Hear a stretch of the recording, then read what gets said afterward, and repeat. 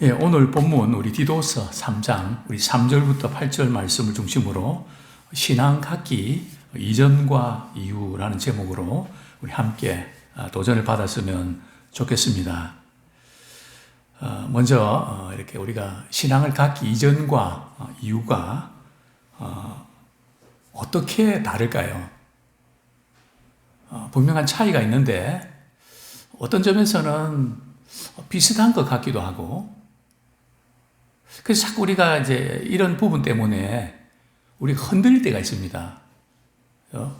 과거의 부끄러운 모습도 생각나고, 내가 잘못 살아왔던 것들이 문득문득 생각나면서 그런 문제에 이렇게 휘말리는 그런 경우도 있는데요. 그래서 오늘은 이제 신앙 갖기 이전과 이후의 차이가 뭘까? 이제 먼저 우리가 기억해야 될 것은 바로 이 부분입니다. 먼저 우리 디도서 3장 3절 말씀 우리 같이 읽겠습니다. 디도서 3장 3절 말씀 시작. 우리도 전에는 어리석은 자요 순종하지 아니한 자요 속은 자요 여러 가지 정욕과 행락에 종노릇한 자요 악독과 투기를 일삼은 자요 가증스러운 자요 피차 미워한 자였으나. 자, 여기 보면 우리가 누굴 가리킬까요? 우리는 우리가 잘 아는 대로, 그죠?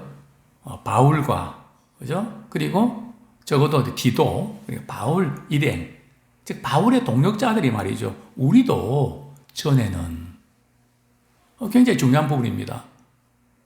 우리는 전에 안 그랬다, 그런 게 아니라 바울같이 선교사로서 정말 대단한 분, 특별한 체험을 한 분, 많은 능력과 기적도 행했는데 우리도 전에는 별 수 없었다. 우리도 전에는 이랬다. 굉장히 중요합니다. 우리가 신앙 갖기 이전과 이후에 있어서 물론 정도의 차이는 있죠.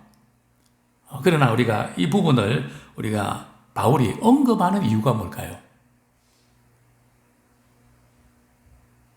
또 우리에게 하나님께서 때때로 이전에 참 기억들이, 아픔들이, 상처들이 되살아나는 이유가 뭘까요? 그게 삭제가 돼서 아예 생각이 안 나면 좋을 텐데 왜 그런 것들을 이렇게 생각하게 되고 바울은 왜 해필이면 이런 것들을 끄집어낼까요?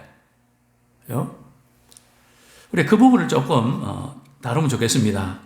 오늘 우리 디도서 3장 우리 3절 이 말씀 이제 번역이 사실은 조금 이렇게 내용은 다 담고 있지만은 쉬운 건 아닌데요. 제가 좀 우리 쉬운 성경을 이 구절을 좀 소개해드리면, 이전에는 우리 역시 어리석은 사람이었습니다. 순종하지 않고 잘못된 행동을 하며 육체의 즐거움을 따라 세상 일의 노예가 되었고 악한 일을 하며 남을 미워하고 질투하며 살았던 사람들이었습니다. 그래서 이제 우리 말이죠. 주어 동사가 분명히 이해가 되거든요. 그런데 지금 이제 이 번역을 하다 보니까 특별히 지금 주어 동사가 이게 이렇게 확연히 드러나지 않는, 물론 자세히 살펴보면 아는데 깊은 맛은 있는데 조금 뭔가 어렵다는 느낌을 우리 가질 수 있는데요. 우리 쉬운 성경 좀 번역하니까 또 대충 그런 이전에는 우리가 순종하지 않는 참 어리석은 자였습니다. 그리고 육체의 일을 즐기면서 또 악한 일도 했고, 그죠? 그 악한 일이 뭔가 하면 시기하고 또 질투하고 미워하는 그런 일을 우리가 했습니다. 바울은 이렇게 언급하고 있는데요. 사실은 이 바울의 이런 모습들이 오늘 지금 그레데 교회에서 사역하고 있는 디도에게 주시는 메시지라면 그래도 교인들이 그렇다는 거죠. 또 뿐만 아니라 이 말씀은 그 시대의 사람뿐만 아니라 오늘을 살아가고 있는 우리에게도 비슷한 모습일 수 있다는 겁니다. 자, 저는 오늘 한 3가지 정도 말씀드리고 싶은데요. 첫 번째, 과거의 부끄러운 모습 기억해야 하는가? 과거의 부끄러운 모습을 구태여 끄집어낼 필요가 뭐가 있나? 바울은 종종 말이죠. 지금 바울의 어떤 입지가 선교사로서 대단한 그런 위치, 그죠? 많은 사람이 따르고 그러면 과거에 잘못했던 것들은 묻어두고 말이죠. 그럴 뻔한데 바울은 구태여 그 부분을 끄집어냅니다. 자, 우리 성경 말씀 한 구절 보겠습니다. 디모데전서 1장 13절부터 우리 13절 먼저 읽겠습니다. 디모데전서 1장 13절 같이 한번 읽겠습니다. 시작. 내가 전에는 비방자요 박해자요 폭행자였으나 도리어 풍류를 입은 것은 내가 믿지 아니할 때에 알지 못하고 행하였습니다.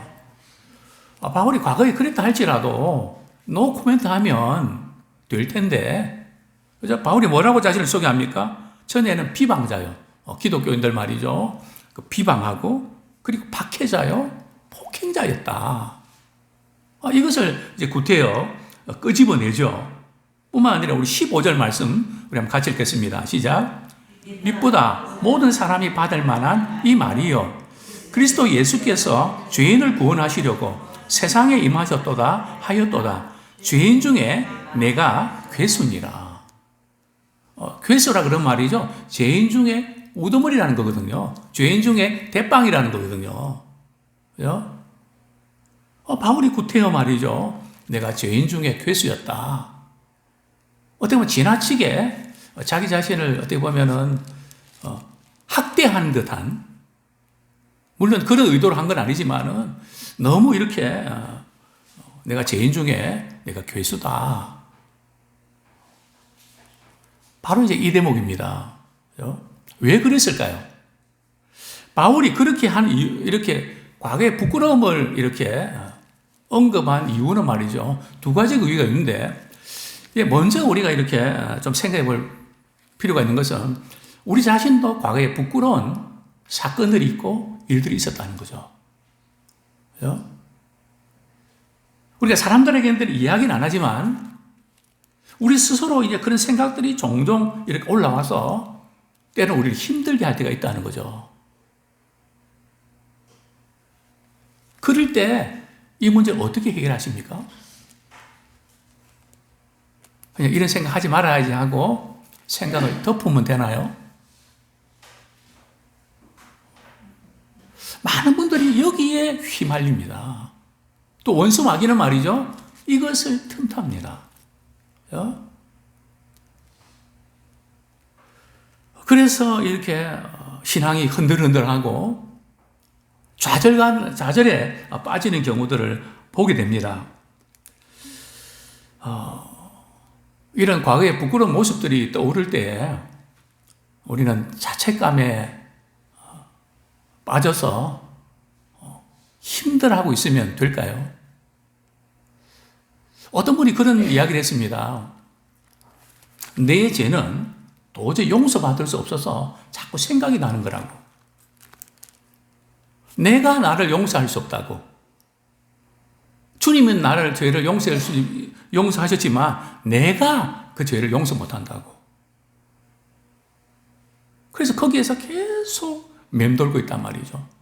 계속 거기에 이렇게 매이는 그런 경우들을 우리가 종종 보게 됩니다. 저는 이렇게 생각하는 분에게 이렇게 말씀드리고 싶습니다.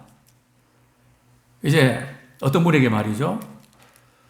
목욕탕에 좀 가서 목욕하고 오시죠. 그러니까 그 사람이 말이죠.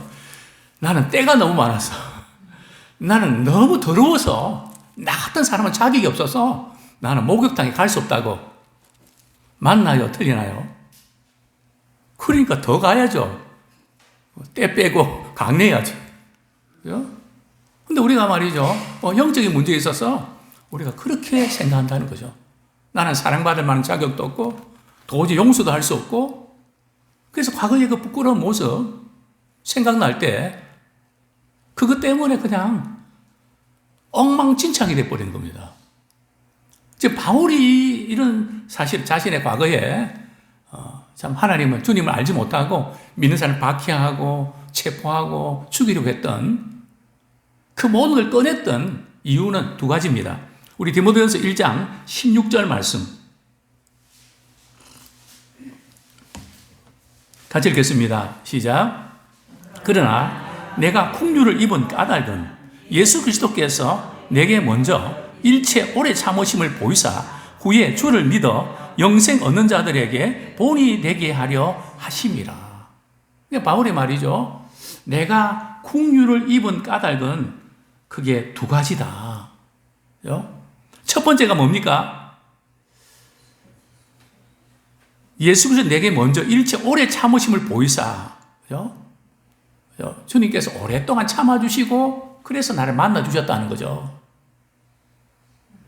즉 주님의 은혜가 나타났다는 겁니다. 오늘 본문 우리 다시 한번 돌아가겠습니다. 디도서 신앙을 갖기 전과 갖기 이후의 그 차이점이 뭔가 말이죠. 바로 이 부분이죠. 디도서 3장 우리 4절 같이 읽겠습니다. 시작. 우리 구주 하나님의 자비와 사람 사랑하심이 나타날 때에, 즉 하나님의 자비하심과 사랑이 나타나서 그 은혜로 인해서 믿음으로 말미암아 구원받는 것뿐이라는 거죠. 그러니까 우리가 예수 믿기 전이나 예수 믿기 난 이후나 우리가 잘하고 못하고 거기에 구원이 달려있는 것은 아니라는 거죠. 우리가 이 부분을 확실하게 붙잡으셔야 됩니다. 어떤 분들은 예수 믿기 이전에는 은혜로 구원받았지만 예수 믿고 난 이후에는 내가 주님 앞에 잘하고 뭔가 이렇게 구원받을 만한 뭔가를 해야 뭐가 되지 않습니까? 그 말이 맞는 것 같기도 하지만 사실은 굉장히 위험한 이야기이기도 합니다. 신앙 갖기 이전과 이후의 차이는 하나님의 은혜가 나타났기 때문입니다. 하나님의 사랑하심이 나타났기 때문입니다. 그래도 그렇지. 내가 잘해야 하나님께서 또 구원해 주시고 복을 주시죠. 물론 우리가 반응한다는 점에서는 그런 말이 틀린 건 아닌데요. 성경이 이렇게 말씀합니다. 우리 디도서 3장 5절 먼저 보겠습니다. 시작. 우리를 구원하시되 우리가 행한 바 의로운 행위로 말미암지 아니하고 오직 그의 국률하심을 따라 중생의 씻음과 성령의 새롭게 하심으로 하였나니. 자, 이거 우리를 구원하시되 어떤 것을 하지 않았다고요? 우리의 의로운 행위로 하지 않았다는 거죠. 우리가 이 부분을 유념하셔야 됩니다. 또 예수 믿고 나서도 우리가 주님 말씀에 순종하는 거 맞습니다.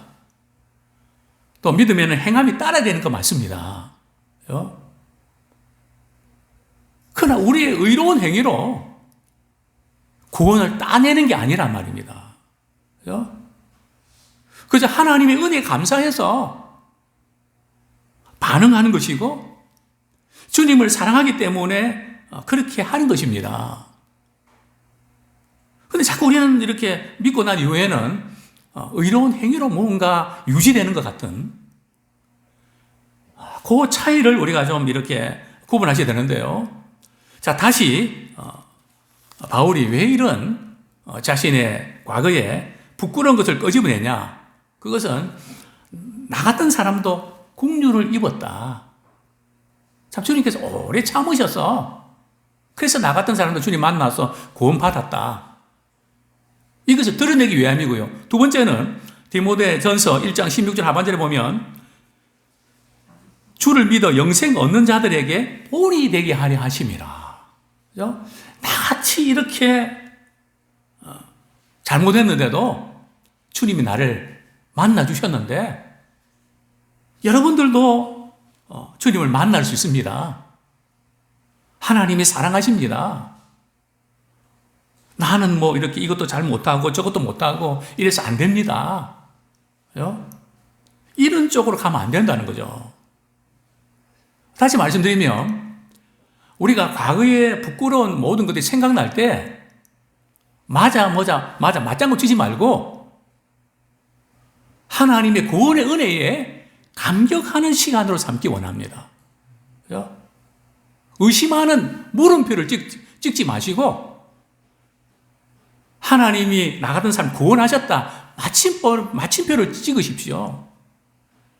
또 나 같은 죄인도 하나님 구원해 주셨다고 하는 감탄사를 찍으십시오. 감탄보를 찍으십시오. 이 부분 정말 우리가 잘 해낼 수 있기를 원합니다. 네, 우리 두 번째로 제가 나누고 싶은 것은 신앙 이전과 이후 무엇이 다른가? 하나님의 자비와 사랑이 나타나기 때문에 그게 이제 다르다고 했는데요. 그리고 이제 우리 5절 말씀 제가 하반절 한번 다시 읽어드리겠습니다. 오직 그의 국률하심을 따라 중생의 씻음과 성령의 새롭게 하심으로 하셨나니. 즉 하나님의 은혜가 나타났는데요. 그 표현을 뭐라고 표현하는가 하면 그의 국률하심을 따라 중생의 씻음. 이 중생의 씻음이라는 이 표현이 뭘까요? 사실은 중생과 거듭나는 것은 조금 단어가 다릅니다. 뭐 같은 의미로 사용해도 별 무리는 없지만 헬라 원어로는 엄격히 다른 단어입니다. 뭐 자세히 그렇게 차이점을 말씀드리기는 시간이 좀 그럴 것 같고요. 이 중생이라는 게 뭔가 하면 수리하는 게 아니라 말이죠. 완전히 갱신하는 것을 말합니다. 우리 신앙생활은 내 나쁜 마음이 주님 믿구나 좀 착한 마음으로 바뀌는 그 상태가 아니고요. 완전히 달라지는 것입니다. 어떻게 달라집니까? 우리의 본성이 달라지는 것은 아닙니다. 또 우리의 기질이 달라지는 것도 아닙니다. 우리가 예수님을 만날 때에 성령께서 역사하시기 때문에 가치관이 달라집니다. 관점이 달라집니다. 세상 사람들 가운데도 이렇게 불쌍히 여기는 마음으로 잘하는 분들 의외로 많이 있습니다. 그러나 우리는 그런 마음으로 잘하는 게 아닙니다. 하나님이 나를 이처럼 사랑해 주셨는데 나도 그 사람을 이렇게 사랑해야지. 주님의 사랑에 부딪혀서 주님의 사랑 때문에 흘러나오는 그 눈이 다르다는 거죠. 이 중생의 씻음. 그래서 우리의 과거의 실수와 연약한 그 모든 것이 우리 하나님의 은혜 안에서 깨끗하게 처리가 됐습니다. 그래서 날마다 우리가 확인하고 믿는 우리가 되기 원합니다. 구원받는 것도 하나님 은혜지만 신앙생활 하는 것 자체도 하나님의 은혜입니다. 항상 이 부분을 놓치시면 안 돼요. 근데 우리는 구원받는 이후에는 자꾸 이렇게 하나님 은혜를 우리가 알지만은 자꾸 의로운 행위로 이걸 자꾸 이렇게 연결시키는 경우도 있거든요. 그래서 우리는 하나님 은혜 주셔서 은혜 감사해서 누군가를 사랑하고 또 섬기기도 하고 그래서 우리는 그 마음 주셔서 그래서 반응하는 것 뿐이지 그죠? 우리가 마음이 좋아서 그렇게 하는 게 아니거든요. 주님이 그런 마음 주셔서 은혜 주셔서 은혜를 끼치는 도구에 불과한 것입니다. 자, 뿐만 아니라 성령께 새롭게 하심으로 신앙생활은 뭔가 하면 우리 안에 성령님께서 말이죠. 말씀을 통해서 우리 자신의 죄를 돌아보게 하시고 회개하게 하시고 또 깨닫게 하십니다. 그리고 늘 새롭게 우리를 만들어 가십니다. 그래서 늘 우리는 성령의 새롭게 하심 따라서 살아가는 것 뿐이지 그러면서 우리가 변화되는 겁니다. 그래서 우리의 의지로 뭐 이렇게 해야 되는데 왜 이것밖에 못하나? 와, 나는 왜 이런 사람인가? 물론 한번 그런 부분들을 우리가 돌아보면서 우리가 또 돌이켜야 되겠지만 그 생각은 너무 오래 하지 마십시오. 우리 신앙적으로 올 때는 지나친 반성은 그것도 교만입니다. 우리가 그렇게 할 수 없는 존재인데 그렇게 할 수 있다고 생각하고 자꾸 지나치게 그 부분을 되짚고 거기에 맴도는 것은 잘못입니다. 그래서 하나님께서 은혜 주셔서 오래 참아주셔서 덮어주셔서 의롭게 여겨주셔서 있는 것이지 그 이상도 그 이하도 아닙니다. 항상 우리 신앙생활 할 때 그 부분 우리가 늘 붙잡고 우리 나가기를 원합니다. 우리는 예수 믿고 끝난 것이 아니라 성령 안에서 늘 새롭게 계속해서, 그래서 우리 성령 충만 받아야 되죠. 그게 바로 6절 말씀 같이 읽겠습니다. 시작. 우리 구주 예수 그리스도로 말미암아 우리에게 그 성령을 풍성히 부어주사. 우리 7절 말씀 같이 읽겠습니다. 우리로 그의 은혜를 힘입어 의롭다 하심을 얻어 영생의 소망을 따라 상속자가 되게 하려 하심이라. 그러니까 우리 신앙생활은 말이죠. 그래서 하나님의 은혜를 힘입어서 우리가 하는 겁니다. 정말 은혜 없이는 말이죠. 참 아무것도 할 수 없습니다. 한다고 해도 늘 좌절하고 낙심합니다. 그래서 우리는 날마다 은혜 보좌 앞에 나가서 그분의 은혜를 힘입어서 의롭다 하심을 받는 겁니다. 은혜를 못 받으면 내가 왜 이런가? 나만 왜 이래 되는가? 여기에서 계속 맴돈다는 거죠. 우리가 이렇게 속량했다는 것은 무슨 뜻인가 하면 그건 덮었다는 거거든요. 덮어주신 겁니다. 의롭다고 여겨주신 겁니다. 죄를 죄로 여기지 않으신 겁니다. 그냥 우리 자신을 파고들면 파고들수록 말이죠.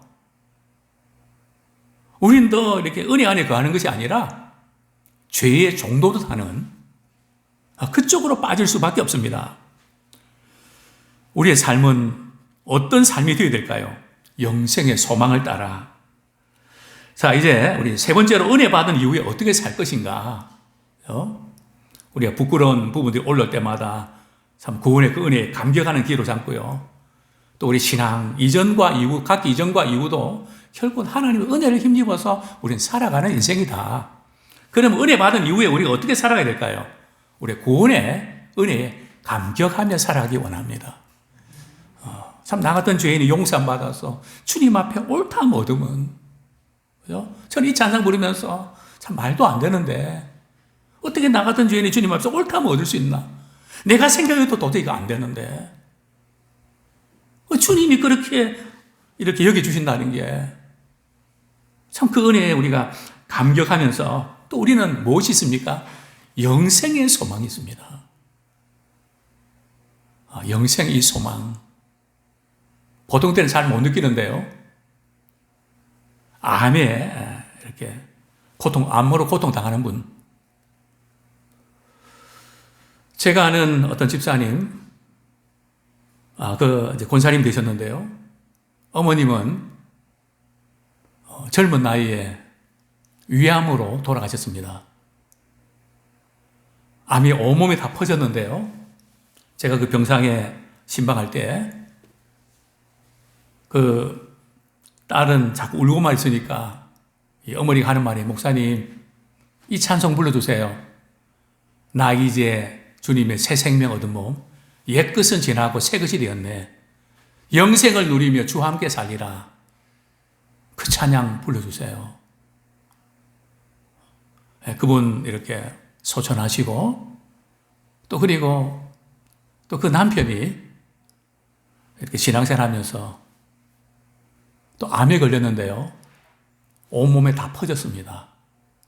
의학적으로는 도저히 살 수 없는데 그분은 그저 교회 예배라면 새벽부터 시작해갖고 모든 예배에 다 참석하면서 말이죠.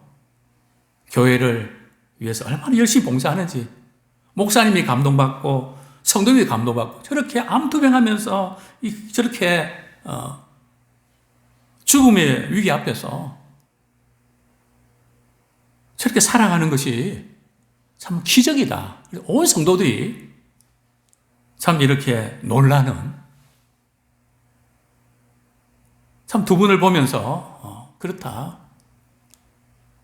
그분이 좌절하지 않고, 그죠? 이렇게 살아가는 이유가 뭘까요? 오직 교회에서 예배드리면서 말씀 주시면 거기에 은혜를 힘입고 살아가는 이유가 뭘까요? 바로 영생의 소망이 있습니다. 우리는 몇 년 더 사는 것 정도가 아니라 영원한 생명을 천국에서 누리는 상속자의 그런 미래가 보장된 사람들입니다. 우울하게 살지 마시고 영생을 누리면서 주 안에서 기뻐하면서 범사에 감사하면서 그분께 영광 돌려드리는 복된 생애가 되기 원합니다. 은혜 받은 이후에 우리는 어디다 초점 맞추며 살아가야 될까요? 우리 8절 말씀 읽고 말씀을 맺겠습니다.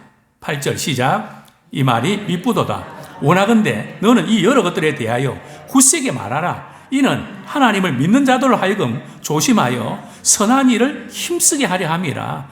이것은 아름다우며 사람들에게 유익하니라. 그죠?